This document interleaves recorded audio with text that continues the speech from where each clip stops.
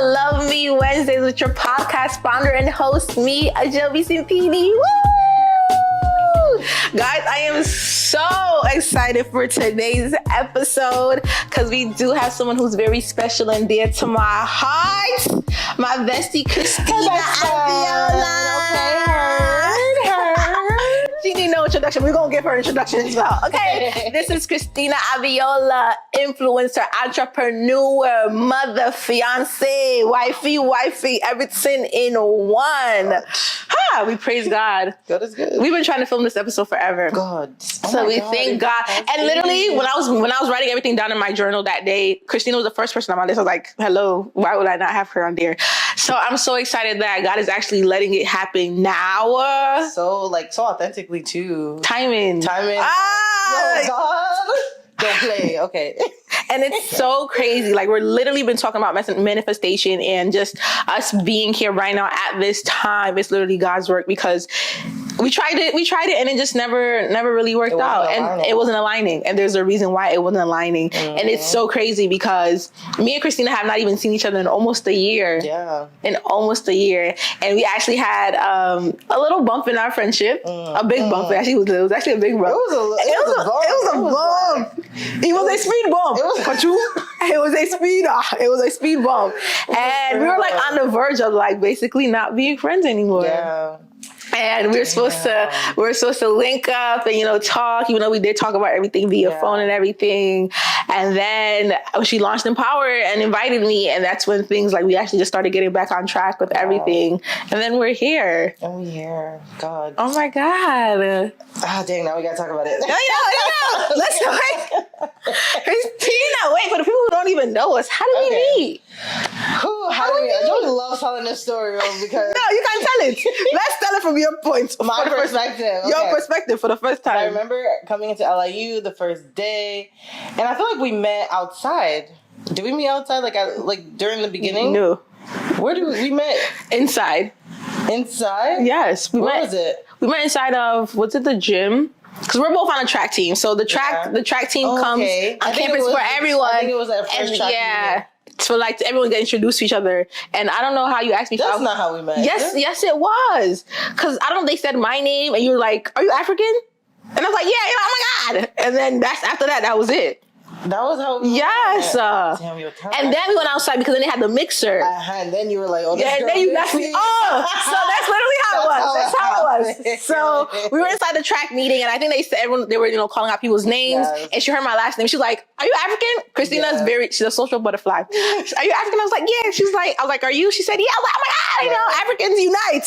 Mm-hmm. We stay together." And it's so crazy because this one, when I was actually accepting being African, college is what really helped me accept who I am, because I used to get bullied so much for being African in high school and middle school. That's a whole nother podcast episode. Uh-huh. But that was when I was really trying to embrace. I was like, okay, another beautiful African girl. Okay, we African for real. And then she's like, okay, of course, then let's just cling on to each other, freshmen, whatever. So there was a mixer outside. We go to this mixer outside, and there's a whole bunch of other sports teams there. Me and Christina are walking. It wasn't even 2 seconds. I opened my elbows to the lights. Where's Christina? Christina's over at that table. I shook again. Christina's at that table. She left me. Yo. That's the day I said, this girl's a social butterfly. Christina went everywhere. She was doing doom. To defend myself. In that moment, we just met, and I was like, I really want to hang out with her. But then I started seeing people that I haven't seen for years, and people that I've known. So I was like, okay, let me go, at least say my highs, and and then I can now relax and we can hang out. But she didn't say just that. No, we know we did just that. But the thing is, she didn't say anything. This girl just disappeared. This way. I said, I was just there walking. I'm an extrovert, introvert. It takes me a while to warm up. Yeah. So I have to, feel the crowd. Christina felt the crowd before the crowd felt her. She was here. No, you're right, yo. I don't give a shit. I just be out. She felt the crowd. So let's mix and mingle. But no, we had fun. I feel like that first time, I didn't even know you danced. And then we went to a party that same day. Yeah, in the dorms. Yeah. I was like, oh, no, that's my best friend. No, what? Because we on the same track team. And she danced too. Freshmen. Now it was a different connection. For real. So Christina, she started doing the Jersey stuff. I was like, No, it was lit. like, come on. We had a really did. And then after that, we literally just been, that's it. We used to just twin. Remember we used to dress alike? Yo, what was... I don't know what was going on. But anyways, so we did that. We'll put some clips in here. Yeah. Of how everything started. And then when I really knew that Christina was genuinely really for me is just the way she spoke life into what I was about to do with when it comes to my dance career. Like, I've always been a dancer. When I first came to America, being on a dance team is what kind of like helped me to kind of stop getting bullied a little bit, because people was like, oh, she's African, but she could dance. You know, I was in steps teams. I danced with the National Dance Institution with Jacques de Moraes.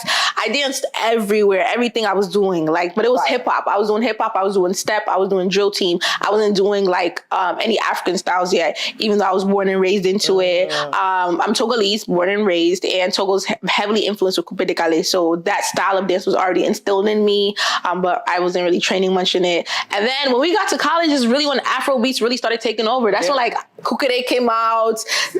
What's that song? The Bombs. That's when like everything was, that was like 2014. That's when like the Afro beats was really starting to take over. And I think that's when Africans were really starting to get more embraced. And that's what actually made me feel more confident in embracing my culture then. So when Christina found out I could dance and everything, she was like, no, like, you're actually good. I was just like, yeah, but what can I do? Like, I can't really do nothing with it.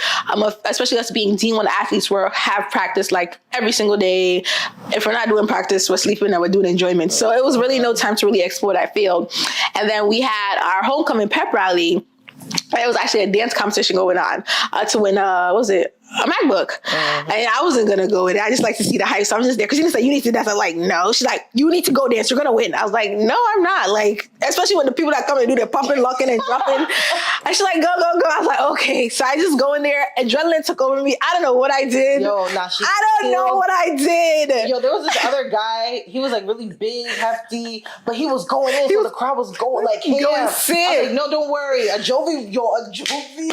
Imagine this big old man and a Jovi little self. She was like, the crowd was so hyped that she was like coming at him like with everything in her might. Yo, like to see it, because you were like, I felt you were like, dang, nah, like, you know, there's gonna be so many different styles. Yes. I don't know. Like, all you need is you, your energy. That's it. Just go compete. Because I already know, like, I see how you, like, I see you, like, I know. I'm like, no, she's gonna win. Like, nah, she, like, these people here. But there were some good dancers. They were good, say, like, the guy you were competing with, he was good, but you were better. Like, that's why you won. I don't know. I think I even did a split. Did I do a split? Yo, I don't remember, but you did some crazy. Everybody was going crazy. I was sick. Yo, I had like, they call like a dancer's block, like when tunnel vision. Like, no, I felt like it was just me in that room. Like, oh Lord, like music and dance just does something to me. And that's when like, I was like, when I went home, I won the MacBook and then when I got to my room, I was just like, this girl is really for me. You know what I mean? Like, she really just like pushed me, and not knowing that she's actually manifesting what's about to happen with that.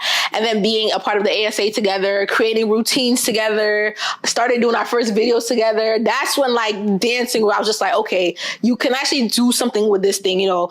Even though I was already doing it, my parents was like, bro, you're not dancing. Who dancing's paying for what college? Like, what are you doing? You better go do nursing, doctorates. I didn't even do none of that. First of all, I didn't even do that. I even did sports science without the science.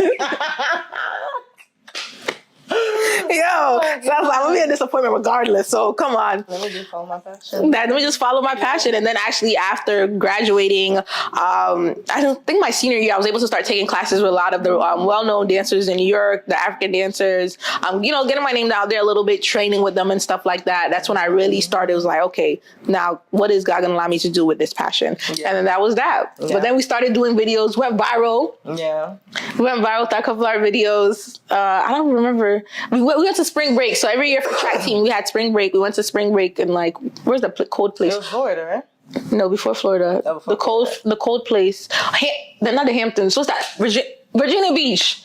We didn't. Yeah, we did. I don't know. We did go to Virginia Beach. It was North Carolina, wasn't it? No? Yeah, that's not Virginia Beach. No. Hey, God is good. But we traveled a lot. We traveled. But we did one of our first like duo videos together, and that video went viral. I think that's when that was in Florida. That was in Florida. Simpton, Florida, Virginia. I love that. That one was in Florida. Yes, and it was just so, it was honestly really fun. It was a fun time. Yeah. But yeah, that's the story about how me and Christina met. And then after that, Christina didn't finish LIU. Christina actually... Yeah, I went to Rutgers. She went to Rutgers. She ended up leaving LIU for you want to talk a little bit about that and what happened? I mean, So, I mean, I feel like, how you were talking about following your passions, it was kind of hard to do with track and with school.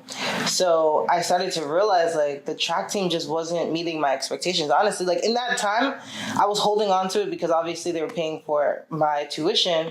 But really, really in my heart, it just wasn't serving me. Like, we didn't have good equipment to train. Like, we were literally, we would go to the park and we would train on the freaking sidewalk. Like, y'all had like a track. Y'all actually were, you know. With throwers, it was different. Throwers, it was like we had no real support. My coach he didn't really speak life into me like my high school coach. Like, I was losing a lot of passion for it.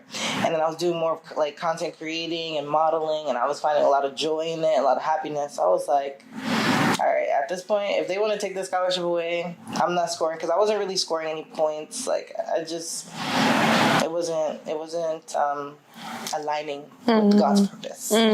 So God, I feel like, I don't know, God had to just take that away and like, allow me to move on into something else. So yeah, I went to Rutgers, and I feel like at Rutgers, I kind of just kept my head down.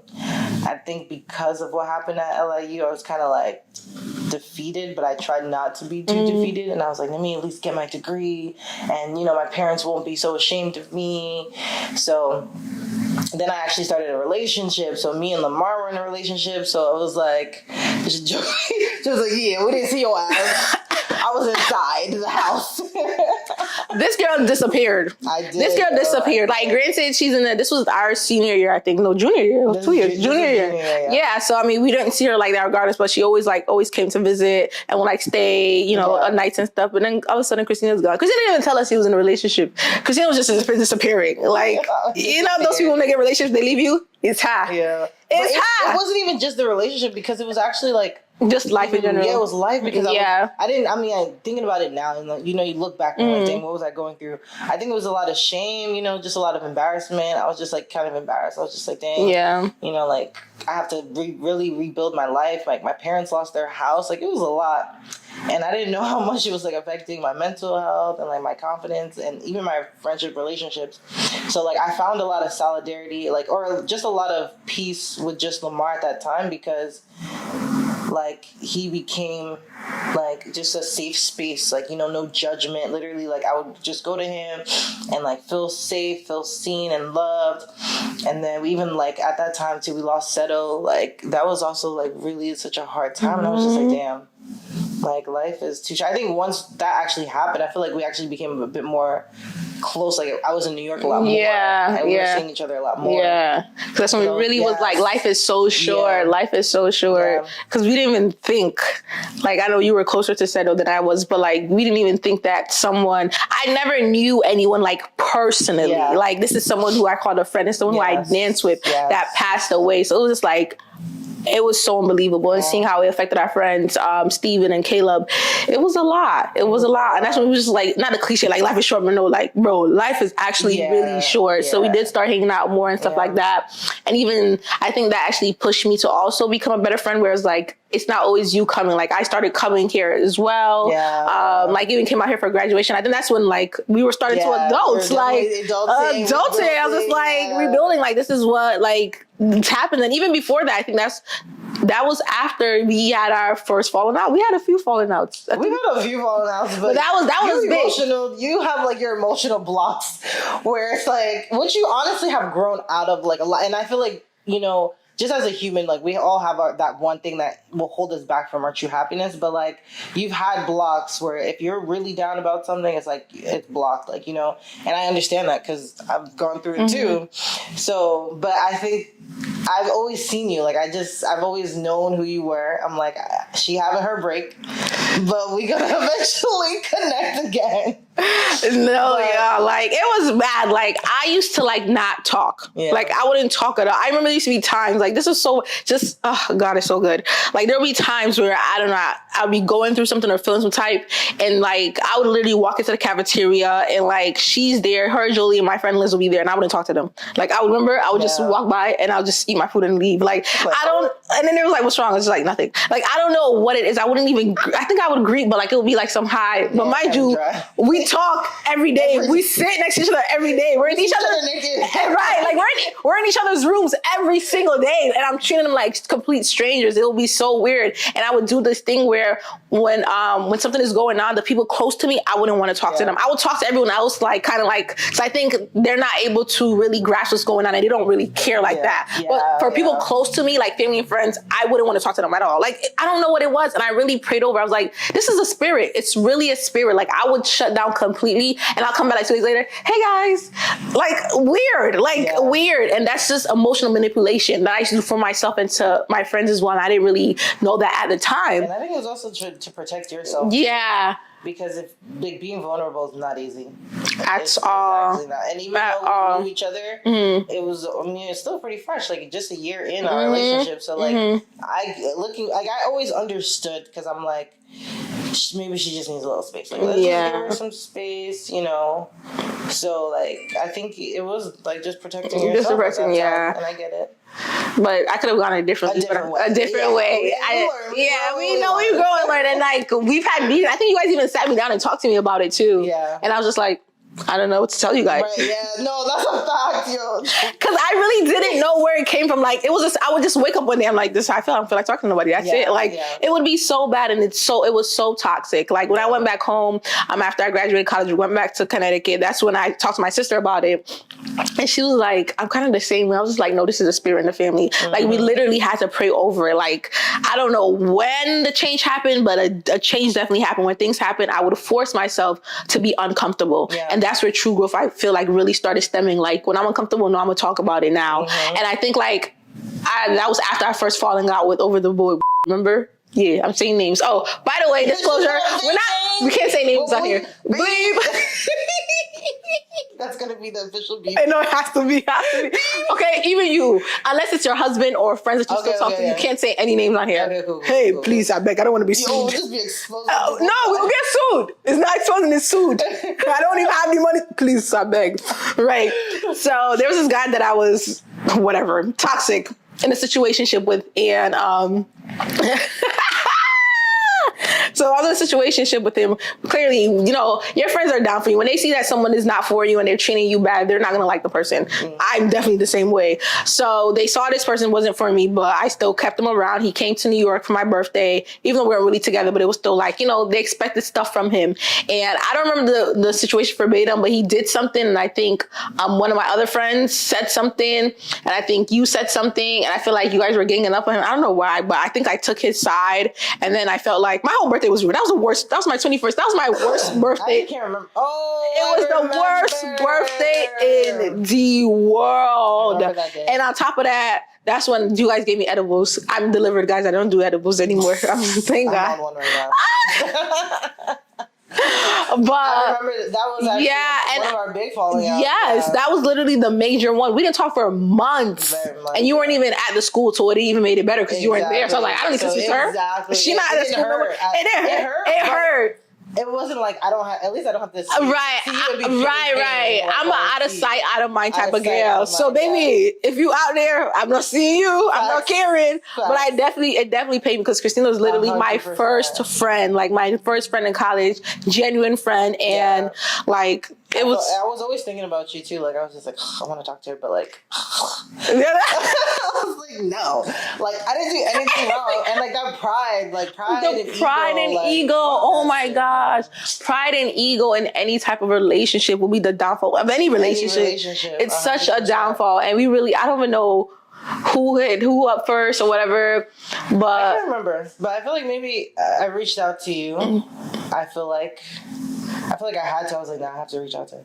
I remember. But I remember we sat on that phone for like a good 3 hours. Yeah. And then you came to New York that weekend, and then we finally like also talked about it more. Yeah. And that was that. But that was rough. And people don't understand that friendships are just like relationships. Literally, they're your partner. Like, if you're taking this man back 75,000 times after he's doing you bonku boxer, after he's cheating on you, after he's doing this, after he's doing this, like, why would you not give your friend a second chance? Like, why would you not be able to talk to your friend again? Like, it doesn't make any sense. If you could, whatever you're doing for the man, do it for your friend too, because your friend is technically your man. Not like that, but if you get it, you get it. You know what I mean? So I think coming to that realization and like seeing that we're getting older and I value friendships. Yeah. I know a lot of people, but I can count my fingers how many friends I have. Yeah. Literally. Maybe even, both fingers how many friends I have. And Christina's someone who I was like, no, this is a friend. This is someone who I want to do life with. So if I want to do life with her, I'm going to have to put my pride aside. I'm going to have to talk about it. Yeah. So it was a healing journey within itself. Like I had to heal from, it's traumatic. It was a little traumatic. It wasn't like detrimental, but it was traumatic. So I'm just like, dang. It's a huge part of my, like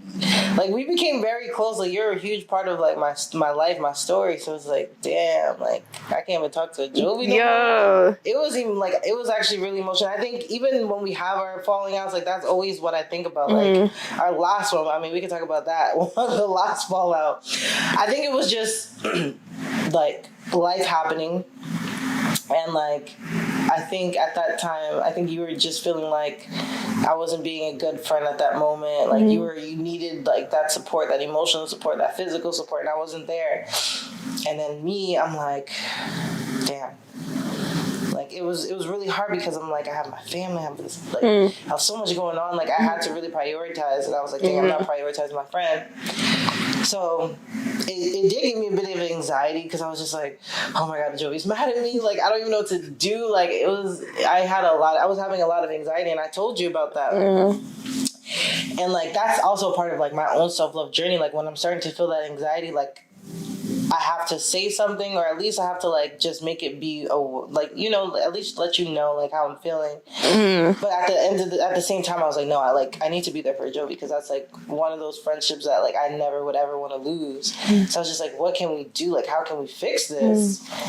And like, I think we both were just like, okay, we need to just talk. Yeah. Like, we need to just like see each other talk. Like because I think you were going through a lot at the time. I was going through whatever. And when I go through stuff, like I'm not gonna express that like that to you. You know what I'm saying? Like I always try to be my best for people because I want other people to be their best. So I'm like, if I'm over here and I'm telling you all this shit that's going on with me, I don't want that to now affect your mood, affect to what what you have going on. So like, I'll just keep certain things to myself, and I'll just keep working at it my own. But that's not also very productive or good as in a friendship. So I think I'm glad that we eventually start talking again and like squashing the shit, because I think that last one though was like the one where I was like, nah, this is my best friend. That was the case. Like I was sad, like me and Lamar, I was talking to him so much. He was like, but Jovi's your best friend, and I'm like, I know, but she don't love me because she's mad at me. I don't even know why she's mad at me. And Lamar's like, no, like that's your best friend. You can't, like you guys have to talk. And I was just like, I know we do, I know, but I just need to be ready, like myself, because I know if I'm not good, then you know what I'm saying. Yeah, that last one definitely. And I feel like also something that I've learned about myself is that if I don't express myself now and I hold on to something, I'm going to explode. I think that's pretty much everybody. I'm going to explode. And I'm stubborn. Like people have told me, and I say, but I'm really stubborn. And you know, when I get my attitude is so bad, I turn into a different person. Like my no is no. Like I just turn into this, like, I don't know, this fufu fighter. Like I have it's so strong. And I never noticed it. I never noticed it. Yeah, that's actually true. I never noticed until like people, even my parents are just like, when you're upset, you need to relax and learn how to calm down. So then I resulted in just not talking at all. But that's not also good. Just trying to find that medium. Okay, so like, how do I go about it? Say, let's not talk right now. Let's talk later, or express it in a loving way. Because I learned that sometimes my tone isn't as loving. Like it'll come out like, whatever it's in here, it's coming out. It's coming out, and it's affecting me even in the workplace. But again, I'm working on it. God has been working on it. But this last falling out, I feel like I just had so much not even going on. I think because we were okay, but we weren't being friends towards each other. We were just being, we we were being social media friends. Yeah. We were at a point where we were being social media friends. We haven't seen each other in a long time. We would always tell each other like, hey, how are you? But it was just very lukewarm. Yeah. And I think just transitioning into just this year in general, I told myself that I didn't want anything lukewarm in my life. Friendships, jobs, nothing. Like, I want everything and everyone in my life to be so intentional. Yeah. So I felt like, okay, because you're not going to be intentional. That's just what it is. But you can't do that to someone who you call, you know, even a good friend, even a best friend. And even I had to say that. I was just like, girl, we're not even best friends. Let's be for real. Yeah. I was just like, because how? We don't even talk anymore. Yeah. Like, we don't even talk anymore. I don't even know what's going on with you. You don't even know what's going on with me. Like, let's really be like real. So, and I literally, like, everything I was holding on to just literally just came out. And I mean, I don't think I was too mean, but I think that was like real. Like, yeah, it was really. I needed to hear what you had to say. Yeah, like, and I think you had to hear what I had to say. Yeah, and I didn't even know, and it's crazy because at that point I wasn't being selfish, but I was just like, let you. I wanted her to know and feel exactly how I've been feeling. Like, you know, how to just like, I want you to feel the pain. Yes. I want you to feel what I've been feeling. Yeah, like to feel it. You know, and I felt yours too, especially when you talked about anxiety because I'm someone who struggled with anxiety. Like, anxiety has ruined my life so many times, where like couldn't breathe, made stupid decisions, like didn't even know. Like, anxiety is the main reason why I'm in therapy now. And I've been in therapy for 2 years and it's been such a blessing and I've learned how to control it. But when you even said out your mouth, like, talking to you gives me anxiety, like, I was like, for someone to give you anxiety when you're talking to them, it literally just brought me back to my ex, where I felt like I had to walk on eggshells because I would say certain things and his response, I would have so much anxiety, like heart beating, waiting for his reply, like, oh my God, he's going to reply. Is he okay with me saying this? You know what I mean? So for me to make you feel like that made me so sad. Like, I was like, oh, let me take back all my words. But you can't take back your words. Like, words are so powerful. Once you say something, it's there. Yeah. That's why I always say, like, actually, if you beat me, I'll get over it. If you punch me, I'll get over it. But words... those will always echo in your mind all the time. You have to be mindful. So when you said that to me, I was just like, I will never, ever want you to feel. I would never want anyone to ever make them feel like I give them anxiety.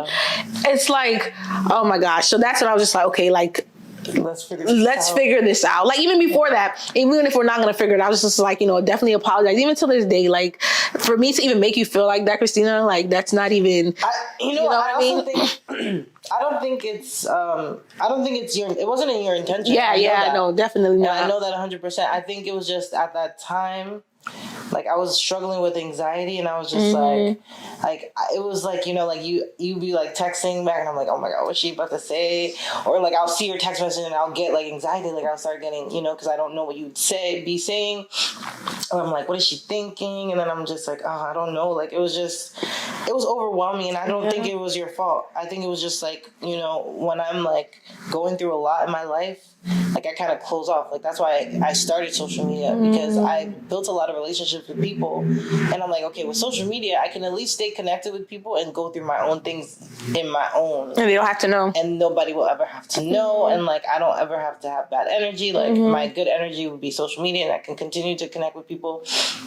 So like, I'm connecting with you and it's like dry. I'm like, what's going on? Like, you my girl. Like, I see you, you know, I'm supporting you as much as I can. Like, you know, I'm showing you love. And then you just dry like, oh yeah, thanks, or something like that. I'm like, oh, we should go here. You're like, I don't go to clubs anymore. I'm like, I'll save you. I don't go to clubs no more. I'm like, now this girl. I'm like, okay, something's going on. And I also had to like kind of prepare myself, because I'm like, I know my friend is going through something, but like, I'm going through something too, and I don't know if I can even carry that burden right now. And I'm like, talk about it. It's emotional. I don't like talking about it because I always want to be there for you. Like, I always want to be there, but it's like, I have to protect my energy. Like, I have to protect myself so I can be the best friend to you. You know what I mean? So like, I wasn't realizing that me now trying to protect myself and like what the, you know, things I'm going through now. It's like, now I can't really be there for my friend, like, who I care about. So I'm like, okay, well, like, what do I have to do? And I think that it was good that we had that conversation, because if we didn't didn't, then right, it would be fake. It would have been easy for us to just be like, and then everything it wouldn't just be real or genuine. I think we literally laid out everything, like from aces, even stuff in the past that I think we were over, but we weren't really over, still came out. Like this is when I felt this here, you would do that, and I literally let like just everything on the table, and you did too, and we needed that because I feel like if we didn't have that, we wouldn't even sit in this couch today. We wouldn't even be here for real. So it's a journey. Again, another healing. Like life is, people don't understand. Like healing is not a destination. There's no destination. Healing is linear. Healing is up and down, circle, sideways. You're forever healing. Every single day, there's something to heal from. It's not, I got my heart broken, let me heal. I'm good at 6 months. No, it's like, how are you going to use that when it shows up? How are you going to how are you going to act when things like this show up? That's how you know that you're healing. But no one is ever fully healed. You're always healing, unless it's a medical history. Because some things you can always, you got to be healed for in Jesus' names. Cut, heal. But again, it's always a mark. It's always a scar. It's always a scar will be here. You know what I mean? But it's a healing journey. It's a healing journey. So I just love the fact that we're more transparent with each other. And we're able to express that and able to just talk about how we're really feeling mentally. Because I feel like I was ashamed of that as well. Like, girl, I'm in therapy. I think I started talking to her, like, I'm in therapy. People think therapy, they only think like, okay, now she's crazy or stuff like that. But I was like, if that's the case, I am crazy because I need it. You know what I mean? You were in therapy. You know. Me, I was like, that's really good. Yeah, and I even encouraged you. I was just like, bro, you need to be in therapy. Like everything, because the stuff that that you've also went through that a lot of people don't understand, that's also hindered you, but also helped you in so many ways. Like, so that was my outlet, and that's what kind of helped me to, shape me to where I am right now. I'm not perfect right now. I still have ways to go, but I definitely see the growth in myself and how I communicate or how I interact with just my family, my friends more. I see it. Like you're a whole different. I mean, you always had a bright like energy. Like you come in the room, bright energy. But like I've seen it, and it's different now. Like your mind is like, I don't know how to explain it, but like it's just something positive. There's not something in the back of your mind that's like holding you back, and you're thinking about these negative thoughts. You know what I'm saying? Like your perspective on life is so positive now. Now you know me. I was negative. I was. Like your perspective is so different. I'm just like, yo, who is this? Like, I don't know. Like when I talk to you, like, I mean, now I'm actually really, really thinking about, I'm like, yo, like when I talk to you, it's like so different. Like it's about positive things. It's about doing things that make you happy, like doing things that you're really passionate about. It's not like, oh, this hurt me and I'm like so hurt and I'm like so down about it. Like, I don't know what to do. It's more of like, oh yeah, this happened to me, it hurt me, but like, dang, I'm moving on. Like, this is what's next. Like, it's like a whole different Jovi. I love that energy. Because I mean, that's like, that's who you are. Like that's who you are. Like you're always making moves, even though like once the negative thoughts is silenced, thank God. Like you can be literally you, and literally you're seeing every single door open for you. Like don't even do it. Don't. The makeup is looking too good. Now that's gonna sparkle. I ain't gonna cry. Like, recording this podcast, like you've been wanting to do this. Like this is what you're doing. Like keep going. Manifestation. Like, God is gonna bless it. Amen. Because at the end of the day, without God, nothing. I would not be here if anything. I am. But you're also a big part of that. Like from the day I met you, and I tell that to you every day, and I tell it to everyone. Like Christina is a go-getter. Whatever Christina says she's going to do, this girl will do it. Like we'll be in school, Christina will have a shoot here, Christina will have this there, Christina will be gone. Whatever Christina says she's going to do, Christina does it. Christina will be like, I'm going to go shoot myself at 9 a.m. Okay, bet she gonna sleep in. She doesn't even sleep in. This girl's always up early. Christina will go. Christina's in Manhattan. Christina is in Queens. Christina's even in Jersey. Where you like, I just went home real quick. For what? Like live in Jersey, we're in New York. But that's what's gotten her so far, because that mentality, whatever she wants to do, she would do it. And that's one thing that I love so much about you and I admire about you. And I always looked up to, like, nah, I need to have that mentality. I need to be like this. Yeah, I need to. Because that's why she has everything you have now. And that's why God has been blessing you. And that's why everything you've been doing, everything you've been touching is so fruitful. And it will continue to be fruitful because you have that go-getter mindset, and your personality and your energy, you already know, is just amazing. It's so warm. Like, you're just so calm. Like, you're calm. So that's why whenever she would get angry, like, we don't even come out. Guys, it'll be a part 2 to this. Don't even worry. Because the first time I ever seen her angry and stuff, like, it was just like, this girl can bark? She can scream?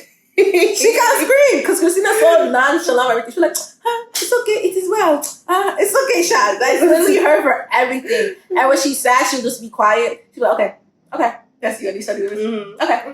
And then she'll come back later like nothing happened. And she forgives so easily. And I think that's another reason why you're having this type of blessing, because we need to be forgiving like how God is forgiving. And you literally, you don't hold grudges. Yeah. Me, I'll take it to the grave. I will not speak to you. I've changed. I think I was going to say you've changed. I've changed. Sure. I've changed now because I will not. What? I will not talk to you. I will not contact you. That pride and ego was one of my biggest downfalls, and I'm glad that I'm finally getting over that. But that's also another thing that I admire about you, because you were able to, like, you're just such a caring person. You're just such a caring person. And I love that about you, and I thank you for being you. Like, no, thank you for being you, babe.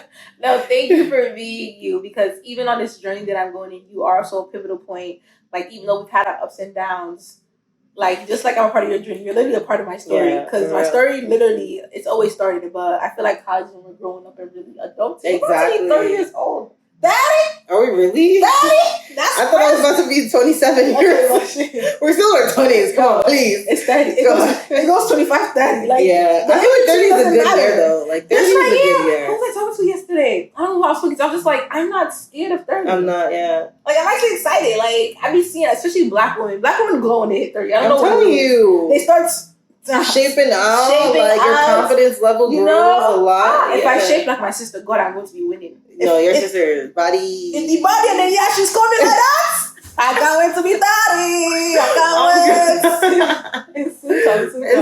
It's soon come. But even a part of that, I want to ask you, like, how has all that shaped just you healing? Like, you know, you mentioned earlier how Lamar was your safe space and your safe haven and stuff like that. But besides that, like, besides all the stuff that you've done, all the blessings that God has given you, social media being your outlet, like, what other outlets and stuff have you used to really, like, heal? Not healed, it's a journey. No, like, right? But what have you used to just help calm your mind, to help you grow? Like, what other tactics have you used? What other techniques did you use? Like, how has your spiritual life been? Like, did you really lean on God, depend on God? Like, what have you really done? Yeah. I think what I've always leaned on is, like, just knowing who I am and, like, being confident in that person. Like, I have to be confident in myself, because if other people around me not confident in me, like, then what's going to happen? You know what I'm saying? Like, I'm just going to be nothing. So I always had to be really confident in myself and just, like, proud of myself and give myself grace. Because, like, even though you're saying all these things, like, oh my God, Christine, me, I'm just like, I didn't, like, this was just what I had to do. You know, I wasn't really thinking about it. Like, it's so inspirational. But I also believe, like, for me, showing myself love is the best way that I can also show other people love, because if I'm not good, I just can't be good for other people. Like, and I think like loving people and, like, just being good energy for other people also just brings me a lot of joy. Like, I love to see other people happy. Like, I love, like, it's just nothing. Like, there's no way me and you are gonna be hanging out and I'm gonna be pouring negative energy on you. Like, I'm always gonna uplift you because you're my friend. And I always want to see you be your best. Like, that's just how I live my life. Like, everyone around me, I want you to be your best. Like, I have a child now. Like, I have to give her that energy. But then she don't listen. So I'm like... so she's now changing me. She's changing how I, like, see life. I'm like, yo, I got to really, like, learn now. Like, I'm learning a lot about, you know, just myself, patience. You know, patience is now growing. You know, I'm learning that part. But at the end of the day, like, I know I want my daughter to be so confident that you can never, ever tell that girl anything. Like, even me, even her mother. You can't tell her nothing. You see her? I can't tell her anything. No one can tell her nothing. But I'm happy because I know, like, she's going to grow into that. And she's going to be so incredible for that. Because if my parents didn't instill that confidence in me when I was young, then who would I be at this point, you know? But I think just being, like, of service to people has really also helped me a lot in my, like, self-love journey, because I just love seeing people, like, win, especially, like, if you're around me and I'm like, oh my God, like, that's my girl, like, she's doing her thing, like, that to me makes me so happy. Like, I'll be fine. Like, no, it's definitely contagious. When I'm around you, we talking, I'm like, yo, nah, Christina, I have to go. Tomorrow I have to go run 8,000 miles. And it's never on no competition. No, and it's just like, I want to, like, you make me want, like, you want stuff from me more than I want for myself. Really? She's like, you go out and do it. I was like, can I? You sure about it? She's gonna be like, bro, why can't you do it? You know, like, it's never jealousy, it's never competition. Never. It's just like, whenever I'm around you and I leave, like, whenever I come here and I visit, I just like, I want to do better. I want to do better. I need to do better. Tomorrow I'm going to drop it. Tomorrow I'm going to fly. Like, every single thing. Like, you always, even when we went on vacation together last year, guys, I don't know how to swim. I can't swim. This girl said, let's go snorkeling. I said, I'll take pictures. I'll be your camera girl. I'm staying on that boat. I'm staying on the boat. But she literally, like, persuaded me and I got in the water. Don't ask me how. I'll put a clip in there. You guys will see how I got in that water. We should definitely post that because we still haven't posted it. But it's never too late. It's never too late because this could literally be like, this should be your next vacation spot. Yeah, for real. Come on. Paradise is sponsor us. Yo, it was fun. We had y'all place unlocked. So much fun. Like, everybody already knew us. They knew our names. Hi, Yomi. Christina, Naomi. I say it's us. We gotta act close. We gotta act close. We had a blast. And we gotta do again. We gotta do like a trip. We have to do another trip. Yeah. I really feel like we should do a trip this year. I want to go back there or somewhere else in there. I don't care if it's there. Honestly, I really feel like you'd have fun in Costa Rica. Costa Rica would be the people in Mexico were amazing. Mm-hmm. But the people in Costa Rica are, I'm not even gonna lie to you. Really? Like, we have to save it for your wedding. The level of like, it's fun. What we definitely gonna do something. Because like even those vacations, like it was a lot of bonding. Like it was because I saw you at like and that's when I was at my lowest. Too, and that's another. Okay, I just coming to save my life. But you know what's so funny? I think after that trip, that's when we had our falling out, and it's like. I think because we really grew so like we were like really vulnerable in that trip. Like we had such an amazing time and like after that it was just like what was the point of the trip? Where are you going? Where are we going? Like we literally bonded. That's literally in the midst of me going through like this Great Depression. It was a great depression. It was a great depression. And literally Christina was like, nah, I'm going to cheer you up. Like, we have to go on this vacation. Yeah. We literally planned a vacation like 3 days before going. For real. God. Yo, for real. Literally like 3 days before going. I'm scared of flying. For a person who travels a lot, I'm very terrified of flying. Christina's like, nah, bro, let's just go. I said, yeah.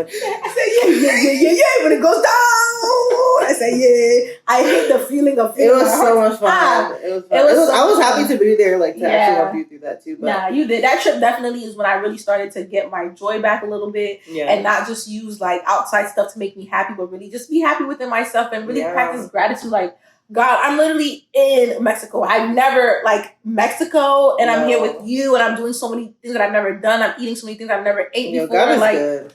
God is good, because I remember you, like, laying down and just, like, being so emotional. I'm like, you want to talk? Yeah. I even had a whole therapy session on vacation. Like, that's how I was down bad, y'all. I had therapy. I was journaling, like, and I didn't want to take away from the things that I was doing at home to kind of make me feel better. You know, when you go on vacation, you, like, stop going to the gym and stuff like that. Journaling and therapy has been my safe haven. I said, I'm going to cut you with my purse. No, for real. And I'm glad that journaling is very, very, very therapeutic. Like, therapeutic. Like, it's been helping me so much. Like, I'm glad. Sometimes you can't say stuff out loud, but give me a pen and I'm scribbling. I'm writing everything down. And that's how this podcast came about. That's it. That is it. So, thank you. Let me ask you, since Miss Madame Host. You guys ask me something. Go ahead. Madame Host. Ask me something. So, obviously, we've talked about your ups and your downs with your friendships, but like, for yourself, like where do you feel like you are right now with your self-love journey? Ooh, don't do that. I ain't ready. I've held back a lot of tears like today. Right. I've been doing that a lot lately, but let it out. I'm just let it out. I feel like it's okay to like to cry. It's okay. It's okay to cry, and then it's okay also to like hold it back and be like, no, this is like good. It's amazing. Like. But it could be happy. You could be happy. It could be happy tears, but this makeup though. No, the makeup is fine. I'm kind of like, I'm not trying to do that. We gotta get some videos after this. Let's keep the makeup on. Let's keep this fine, sweet, and delivered. Right now, and it's so crazy. I literally just posted this as a caption for my Instagram post, but I'm in the releasing phase of my self-love journey. Like, I'm learning to really relinquish my will. And when I pray, God, let thy will be done, letting his will be done. Like, I'm a person who, because I suffer from anxiety, I have to be in control. I have to know what someone is going to say. I have to know what the future is going to be. I hold on to the past. Anxiety has crippled me so much, and I don't want that for my life anymore. So I'm really just releasing. Like, there's been things that's not been going right these few months, but I'm just like, It is what it is. You know what I mean? Because I know now whose I am. I'm God's child. God doesn't want anything bad to happen for his child. He already preordained our life. So our life is already going to be fruitful and amazing. So why am I going to sit here and just ponder on the things that are going left when God has a beautiful life set up for me? You know what I mean? Just because I don't know what it is doesn't mean it's not going to be beautiful. I have to let go. I have to let go. I have to let go of trying to know what it is and just be like, God has something already planned for you. If it doesn't go right, that's not his will for you. Move on and stop staying there. That's me. Like, I used to just hold grudges, stay there. Like, no. And that literally robbed me of my joy because I'm not being present. If you're not present, it's okay.